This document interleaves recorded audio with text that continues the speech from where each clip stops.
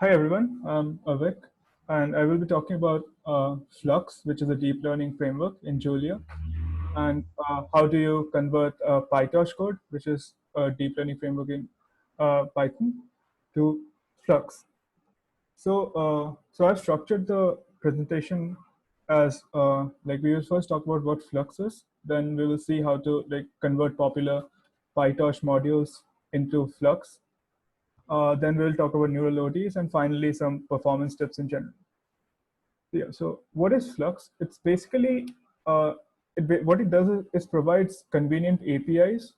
So it has a combination of NNLib, Zygote, and queries. So if you are using like very low-level deep learning primitives, you would be using NNLib. So NNLib would be the equivalent of PyTorch's NN functional module. For automatic differentiation, we use Zygote, which is PyTorch's autograph. And for GPU programming, you can use queries, which basically allows you to write a native CUDA code in Julia itself. We also use like bindings for cuDNN, which is a highly optimized library for deep learning written by NVIDIA as a backend. And it also provides an optimization library and some convenience functions for data processing. So yeah, let's start with a small neural network. So on the left, you can see an image of a neural network. This is just simple one hidden layer, multi-layer perceptron. So how do you do this in Julia? So let's just start. So let me just import the libraries. And so the first thing to do is, as you can see, it's a chain of layers. So we define a chain, and then you can see there are two connections. So first connection connects three-dimensional vector to a four-dimensional vector, and the next one connects a four-dimensional vector to a two-dimensional vector. So this connection, we define it as dense because every node is connected to the next one.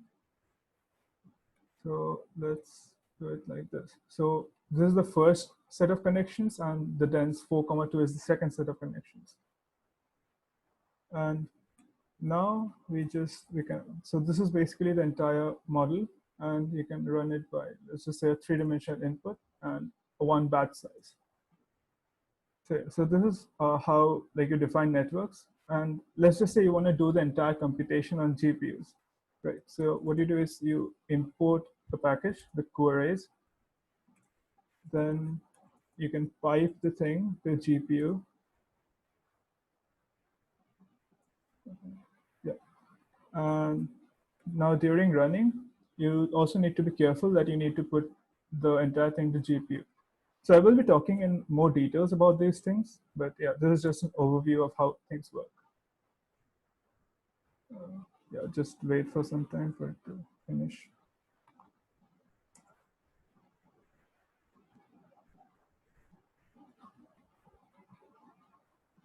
Yeah, it's taking a bit long.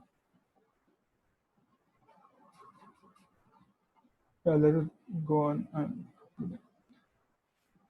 So yeah, that's basically how we define neural networks in Flux. It's very similar to PyTorch, as you will see later on. Now, so at the core of deep learning is basically first order optimization using gradient descent, right? So how do we actually like take gradients? That's the core thing. So yeah, just finished executing, and after the first time, it should be pretty fast. It was just compiling. Now, let's see how to take gradients. So we will be using the package Zygote. You can directly use it from inside Flux, but I just prefer it this way. So we will. So last time you saw that I defined the model as a chain of two dense layers. So let's try to define our own dense layer. So the dense layer takes an input x. It has a weight, and it has a bias. Now, so what you do is you first multiply the vector x with w, and you just broadcast add with b. So this is exactly what goes on inside the dense function, and we are just writing it this way. So even inside Flux, it's exactly implemented in this manner. There is no other optimization that we do. Yeah, so let's just test it for some random input. So let's say we have a vector of length 4. Okay, I defined it wrong, sorry. It needs to be W times X. Yeah. So now we need to multiply it with a matrix of, let's just say, okay, let's make it consistent with our above example. So we take an input of 3. We project the 3-dimensional input to 4 dimensions, and then we have a biased vector, which is nothing but a 4 cross 1. Yeah. So this is how we define our own dense function. Now we need to take gradients, right? So let's write that. So let's first see how, like, we want, so X is the input. We generally don't want gradient with respect to the input, but we want gradients with respect to W and B. So how do we do that? Let's define a anonymous function here, which takes W and B as input and gives you the output. So yeah, just to note that since you're computing gradients here, this thing needs to be a scalar value, actually returning, as you can see, an array. So we can't really differentiate backwards from an array. It doesn't make mathematical sense. So we'll just sum it up, and just for demo, we'll see. And so the way gradient works is that the first is a function that you give it, and a function which returns a scalar value, and the last n arguments are basically the arguments with respect to which you need the gradient. Okay, so W is not defined. Okay, yeah, sorry. We need to define W. Let's define B, and X is also 3, 1. So yeah, the first time it takes a long time for zygote, but after that it should be pretty fast.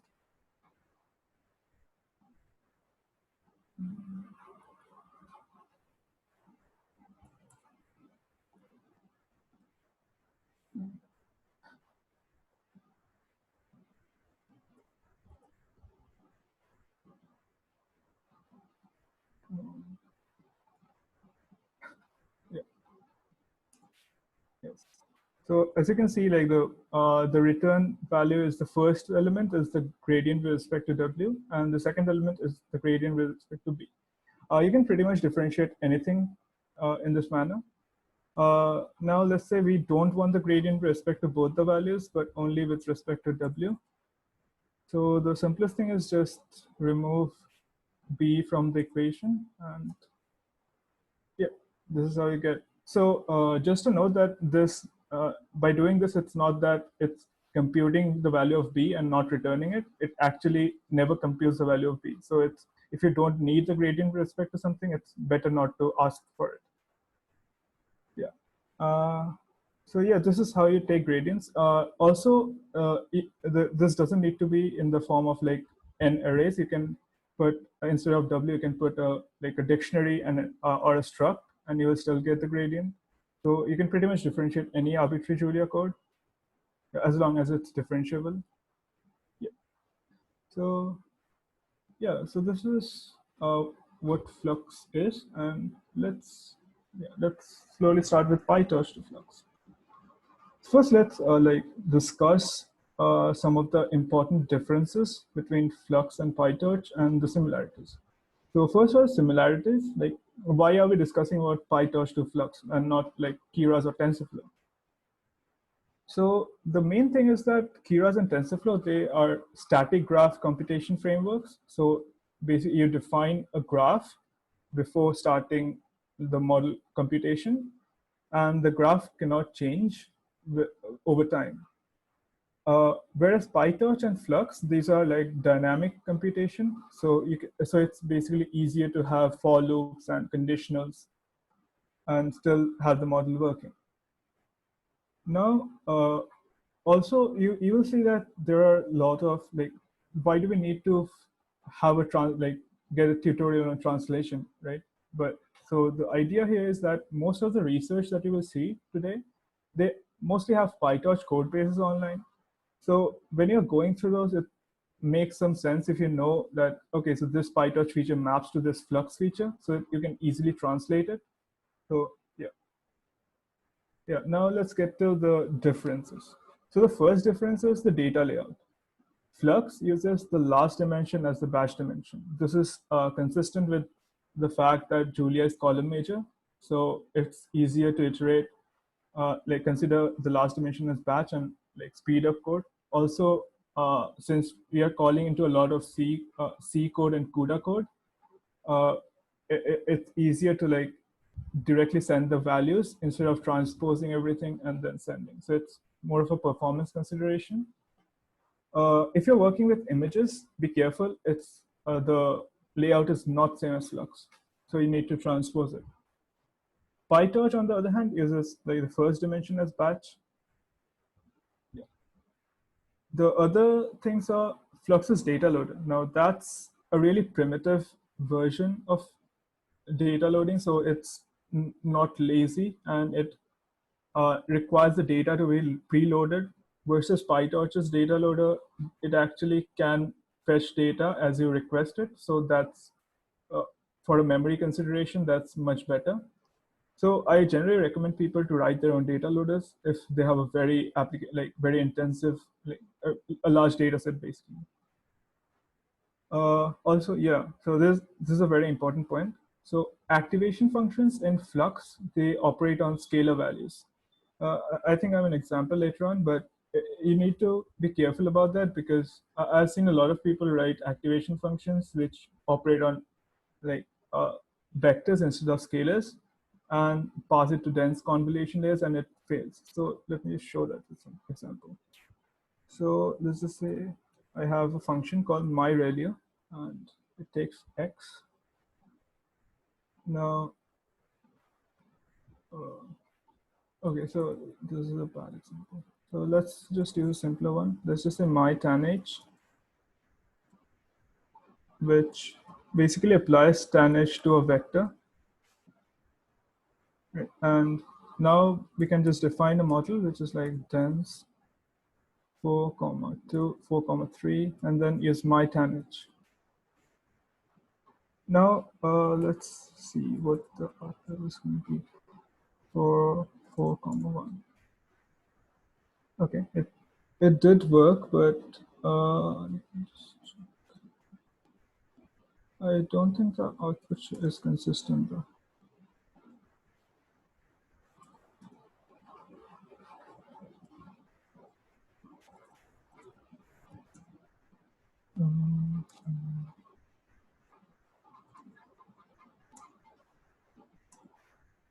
Yeah. So the way that like the activation function um, in the dense or convolution layers are supposed to work if they operate on scalar values instead of a vector value. So here, my tan h operates on a vector rather than a scalar. I think we can just see the error if we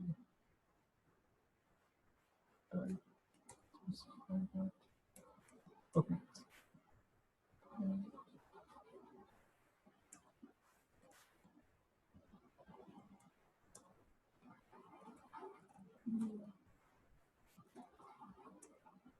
Yeah. So what Flux is trying to do is it's doing the matrix multiplication, but after that it's trying to broadcast my tan h2 over this once array. But we have defined it for a vector. So you just need to be careful that you don't apply activation functions like this. If you want to do that, then the alternative is to just say do this and then just put my tan h2.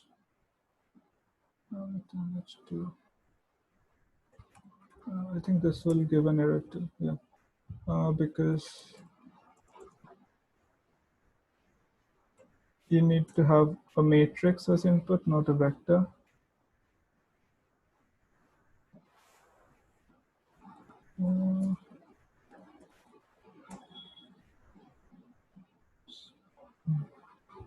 Yeah.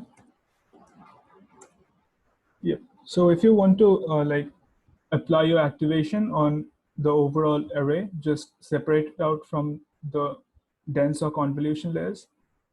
But I would recommend to apply it on scalars because this allows us to use kernel fusion for CUDA, and it actually speeds up your code by a lot.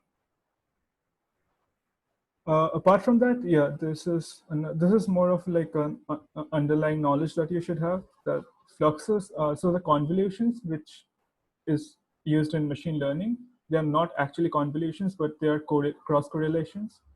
And Pytorch's convolution, the default convolution is actually performing cross correlation.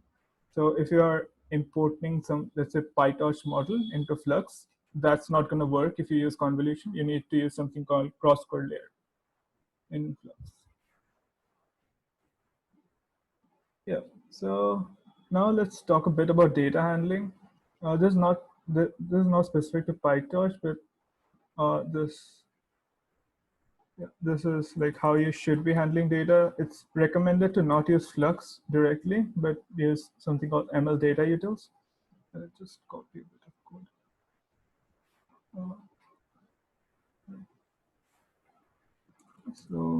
Uh, let's just simulate, like generate some dummy data.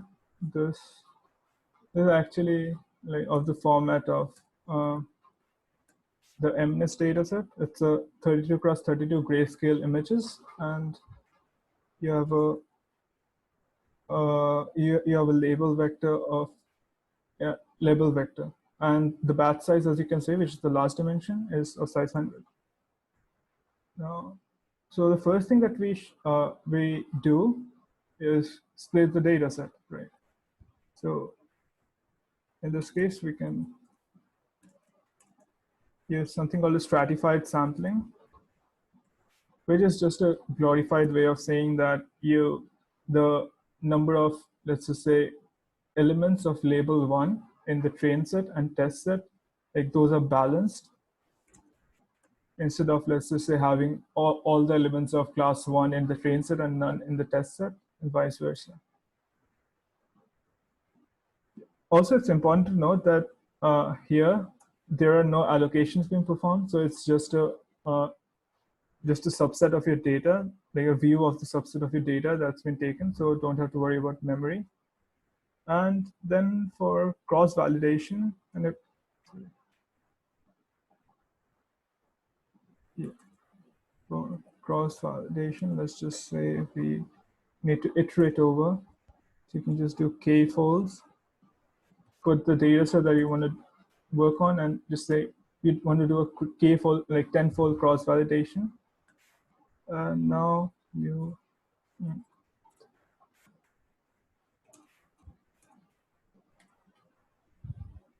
uh, yeah, in each batch, each batch train, let's just say size is batch size of 10.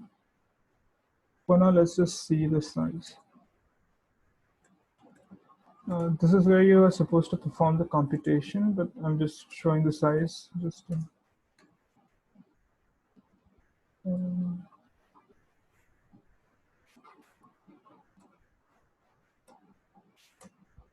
this is where. Okay, yeah. So as you can see, our data set was actually split up in batches of 10, and yeah, it's not visible here properly, but it ran over like 10 times over the same data set. So yeah, this is how you're supposed to do data handling. You can also use like something called a Flux data loader to get the same behavior. But first of all, this one is much more general. So it's not really related to like Flux, but you can use it across every other Julia package. Yeah, so now let's get into like how do you customize, like write a Pytorch, like convert a Pytorch custom layer to a Flux custom layer. So I will just go over the Flux Pytorch code. I won't run it, but I will definitely run the Flux code. So let's just see what the Pytorch code here is doing. So it's something called a ResNet block. So what the ResNet does is, so it takes an input X, it applies a function, let's say fc1 on x. It also applies another function fc2 on x. In this case, it's a linear layer. Mostly an identity function is used here. So we have two like fc1x and fc2x, and finally the output is given by concatenating those two along the last dimension, which is like it's the last dimension, it's not the batch dimension. So let's see how to do that in Flux.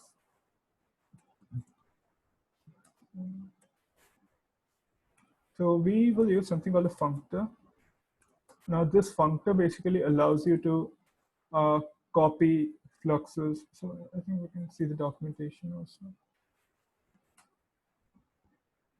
Yeah, it's not documented. Yeah, so I will explain what it does when I get to it. Let's have this function, which is resnet1d. Let's store fc1. FC stands for fully connected, just by the way. And yeah. So now what we can do is we will apply this functor on this. So basically what it did was you can actually extract parameters from resnet1d. I think that I can demo that to make it understand better. So let's just say I want a chain of dense 3, 2, and the value, and the dense of 2, 1, and another dense layer of, let's just say, it should also be 3, let's just say 2, 5. Now, in order to train these models, we do need to extract the parameters. So how do we do that? So we use this flux.params function, and you can see we get the parameters. So these are the parameters that we actually need to optimize to solve the problem. Now, what would happen if we wouldn't have used the functor? So, sorry. Okay. Model 2. Yep.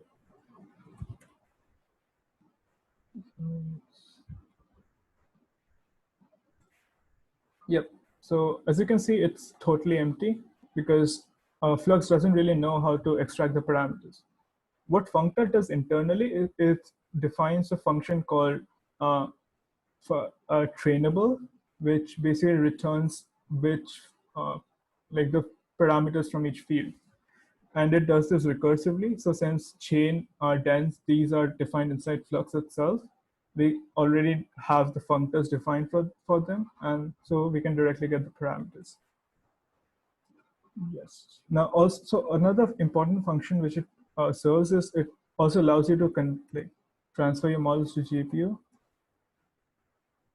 I'm not sure how I can show you this. Show the weights are actually on GPU. Let me just try.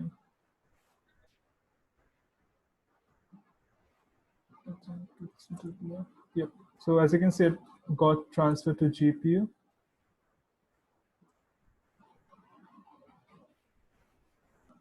And yeah, initially the models were not on GPU, but it got transferred.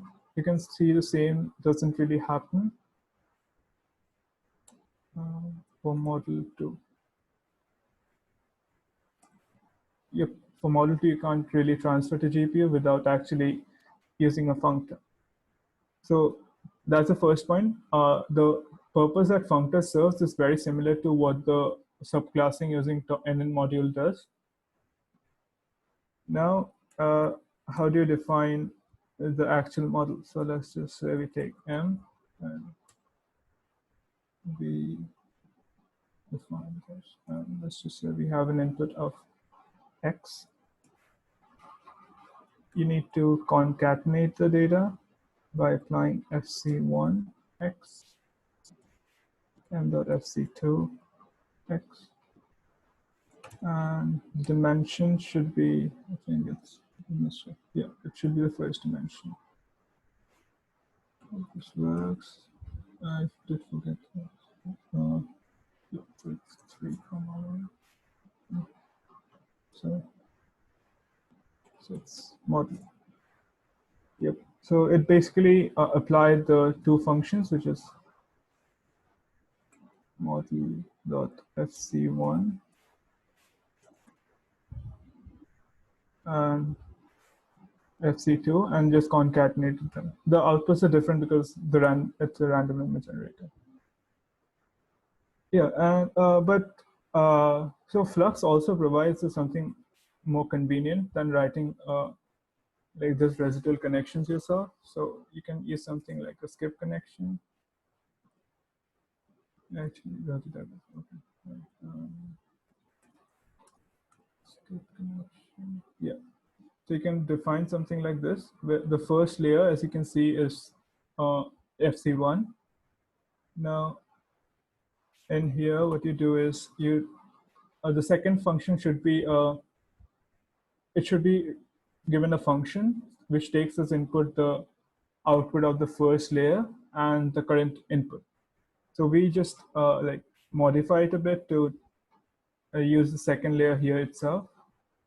And you just define SC2, and then you can what's input 3. Yeah. So you can do something similar using skip connections, and I think it's a more Julian way to do stuff, like more Flux way to do stuff, rather than like defining structs always. Yeah. So yeah, this was regarding the layer conversion. Like, feel free to stop me if I'm going too fast or if I should just slow down a bit. So if it's all right, I will move to something called custom adjoints. So I think yeah, this part is really important because sometimes zygote will fail to compute the gradient for some function, or even if it succeeds, it's gonna sometimes it's really slow to do so. So to avoid that, we can define adjoints for functions, which basically means that you are defining the backwards pass yourself instead of having to rely on the autograd engine to do it for you. So in Pytorch, it's a bit inconvenient. Uh, First you do is you define a autograd function, which takes us, all of these are static methods. So it has something called a context and an input. You need to save everything which you might require in the backward pass, and just so this is the ReLU function, which basically does is uh, if the value is less than 0, then it returns 0, and if it's greater than 0, it returns the value itself. So the derivative for it is not defined as 0, but let's just ignore that. And at every other point, it's 0 for inputs which are less than 0, and it's 1 where, since it's a linear model, then it's a linear function. It's 1 wherever it's greater than 0. So first you define this forward function which clamps the input to a minimum of 0. And for the backward pass, you just make the gradients 0. So grad output is basically the gradients from the layers which are after this function. So in this case, the gradient being propagated through sum would come to the grad output. So you're making the grad output to be 0 for cases where the input is less than 0. And you can also see like how to apply this, which is basically you use this function called myReLU.apply. Not sure why they do it, but it's a bit weird for me. But yeah, that's how it's done. In Flux, let's just do it. Awesome. Again, yeah, we will be using like scalar values, which kind of makes more sense because these activation functions are actually defined for scalar inputs and not vectors. So yeah, also always ensure that your code is type stable. So instead of if we would return 0 here, then the inference would fail. So you should you return 0 of x. Now my value will, to apply my value, we will just broadcast it. Let's just random. Yeah, so as you can see, this was my and my value times. Right, so every negative value becomes 0. Now, how do you define the adjoint for this? Which is basically just the gradient. We use this function, use this macro called an adjoint, and then use my value. Now, the first thing that's returned by the model, like the function, should be the actual output that you expect in the forward pass. The second value is supposed to be something called a pullback function, which essentially means it's that function will be called with the gradient of the output. So delta is the gradient of the output. So if x is less than 0, then it should be returning 0. Else we will just be returning delta. Yep, now this function has its adjoint defined. So you can, let's just take the gradient for this and confirm that it has.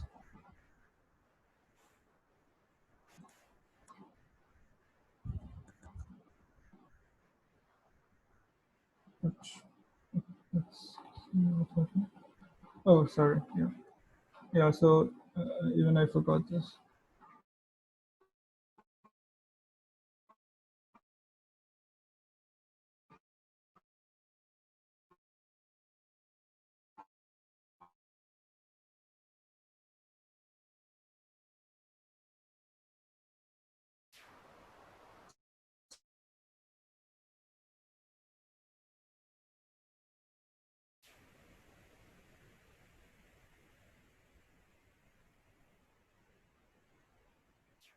Sorry. Sorry about that.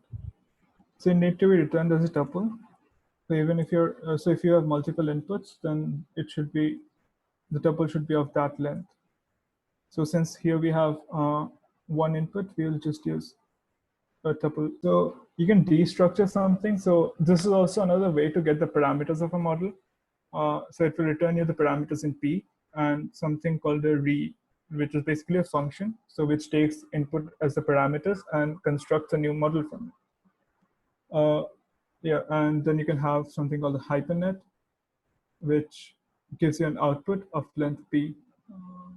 If it compiles, I can show it to you.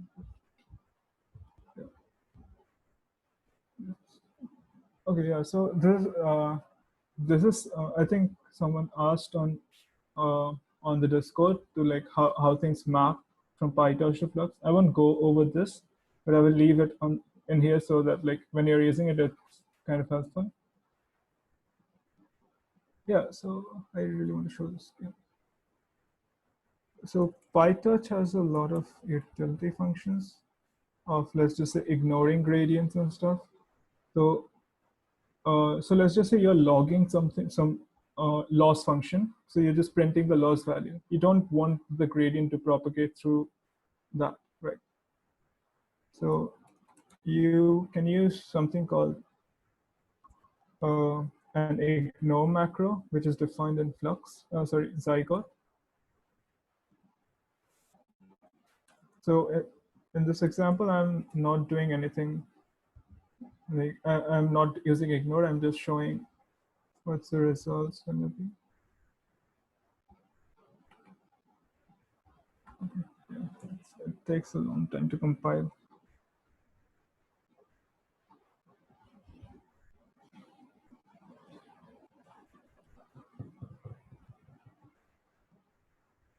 Um, yeah. Now let's just say if we don't really want the gradient to propagate through it, So since this is squared sum, we can define a function which takes as input x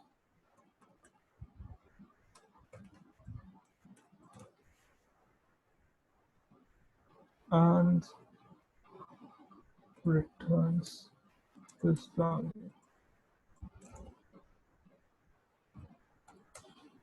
Now, for where zygote is concerned, it is supposed to just ignore the gradient computations from anything which is written inside an ignore macro. So in this case, what we expect is that we will get nothing, and yeah, we do get a nothing. So again here, I would just reiterate that the gradients are never computed. It's not like that it's computed and nothing is returned. Yeah, now let's just get to neural ODEs.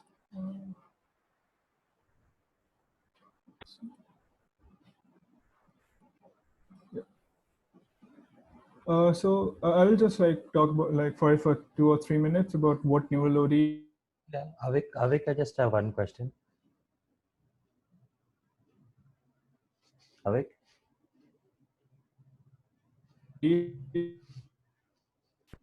Hello? Hello, yeah. Hello. Yeah, can you hear me? Oh yeah, you were asking some question. Yeah, so everything you just showed in Flux is basically neural networks without ODs, right? Yeah. So these are the same things we can do with which we have been doing with TensorFlow, creating dense layers using Keras and stuff. The same thing in Flux. Yes. Okay, awesome. Good. Yeah. So I would say the only difference is how like Keras and TensorFlow, like the frameworks in Pytorch work. Uh, so if you like look at those carefully, they are more like mini languages in itself. So they don't really work on Python, but they have a like kind of a compilers written for them in C, C++, and they just operate on that very specific subset. Versus the way Flux works is it tries to like utilize the entire Julia ecosystem. It doesn't define its own. It's a tensor type, which would only work. So in Flux, you can like in theory use some the types from images, and it should still work. So that's basically the difference. And like that's where actually neural ODEs come in because they like. Nabinita is asking about hypernetwork. Is Yeah. it possible you can just go back and explain maybe for a minute or two? Okay, yeah, sure. Yeah. So the idea behind hypernetworks is we have one model, which is in this case a hypernet.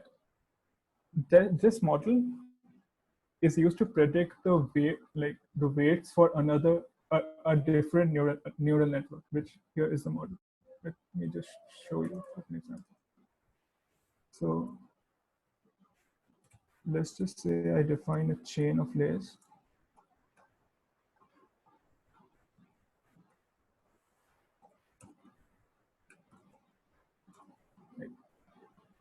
Now, this chain of layers actually comes with a like initialized set of parameters. Let's destructure.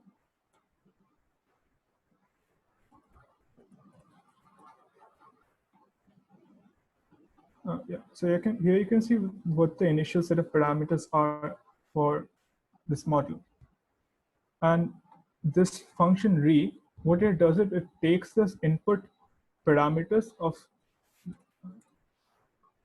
a vector of length 72 and constructs this same model from it.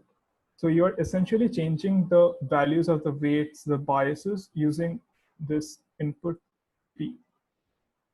So you can, instead of that, you can give a 72. And if you see the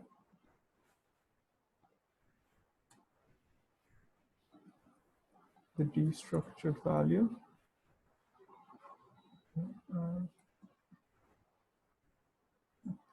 let's just print some. Is it similar to the hyperparameters which we are doing in TensorFlow and Keras? No, not really. Tuning. So what hyperparameters are? It's like during training, you have a fixed set of parameters which can't be learned. For example, when you're using an optimizer, you need to specify a learning rate. So that would be a hyperparameter. Versus in this case, we are like the model parameters can actually be learned, but we don't want to directly learn the model parameters. Instead, we want another neural network to predict the parameters for this. Uh, yeah, am I making sense? Yes, yes, good. Yeah. So yeah, so how you do it is you define a hypernet, which let's just say takes an input of length 4 and predicts something of length p. You can do like a hypernet rand 4 comma 1, and you will actually get a new layer, and you can actually differentiate through this and train the hypernet end to end. So you're not really learning the model like parameters for model, but learning the parameters for hypernet, which will in turn predict the parameters for model. Is it clear? Yes, it's yeah. Uh, so I guess, yeah. So is there anything else, or should I continue with neural ODs?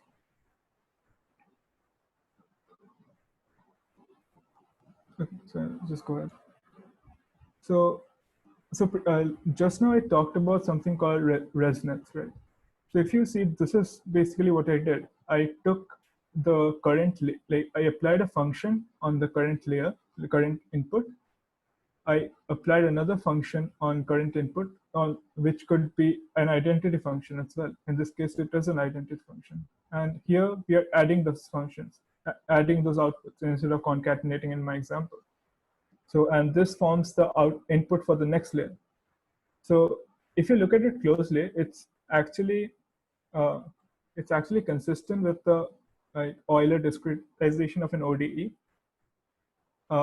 but with a very high step size. So what the neural ODE folks did was they observed this, and they observed the same thing for a lot of popular computer vision networks. And like most of the recent successes, which are actually just used for like every other task in the industry, they found that they are consistent with some form of a ODE solver. So instead, what they said was, we don't really want to like discretize it with very high step size. What if we have a continuous uh, formulation? So instead of like doing this, we use a neural network to predict the output at time step t directly. Now that imposes a slight issue, is that you need to be aware. So for AutoGrad to work properly, you need to be aware of every single like the solver. But that leads to a huge memory constraint. And instead, they actually proposed using something called an adjoint method. So if you want to learn more about it, you should refer to the slides from which I've borrowed. It's a bit detailed, so I won't go into that. Yeah, but I will just show you how, like an example. So again, yeah, I won't be able to run the neural ODE code. Let me still try to compile diffq Flux. It will take a long time though. Yeah. So in this code, what we are doing is we will define our own encode, like RNN encoder, which will take a time series data, and it will predict some vector, which is a latent vector, which in simple terms means that it's in a dimension that we can't really understand, we can't really interpret.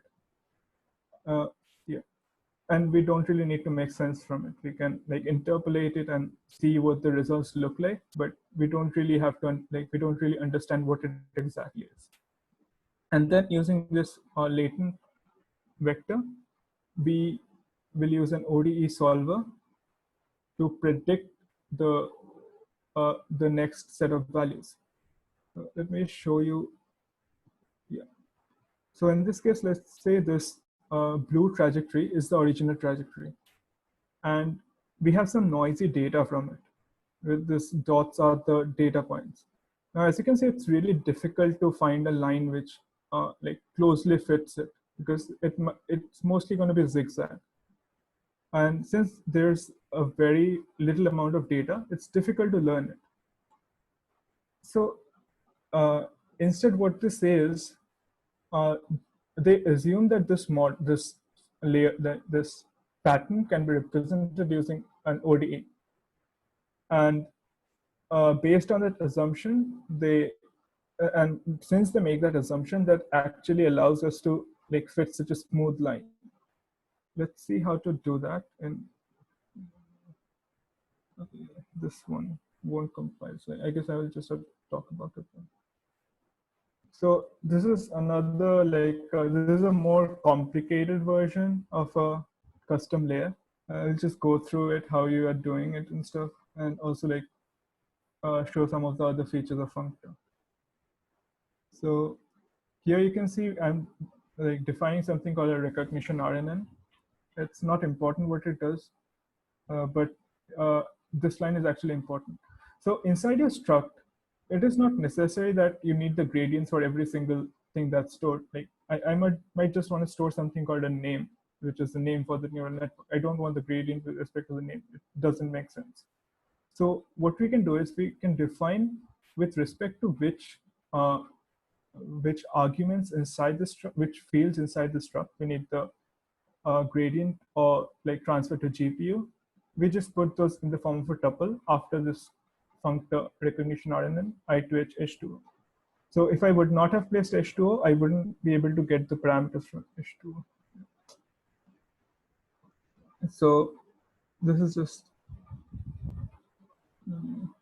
basically the last slide.